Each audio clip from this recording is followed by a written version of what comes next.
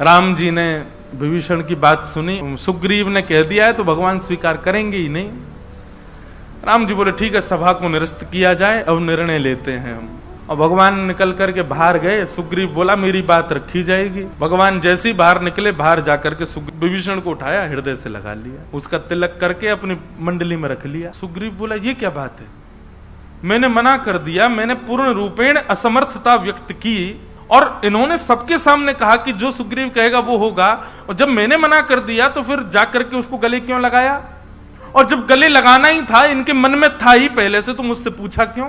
सुग्रीव के मन में आ गया कि कल प्रातःकाल होते ही मैं तो यहां से चला जाऊंगा, अब आगे की यात्रा में मैं नहीं रहूंगा, अपना अपमान करवाने थोड़ी रह रहा हूं मैं इनके पास में।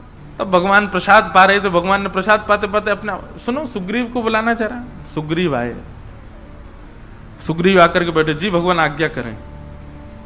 बोले लक्ष्मण जी के मुख की ओर देखो। सुग्रीव जी ने देखा, बोले ये पलक जितनी देर में झपकते हैं ना, लक्ष्मण जी जितनी देर में अपनी पलक झपकते हैं, इतनी देर में सैकड़ों रावणों को मारने की सामर्थ्य है हमारे अंदर। हमको जरूरत नहीं तुम्हारी रावण को मारने के लिए।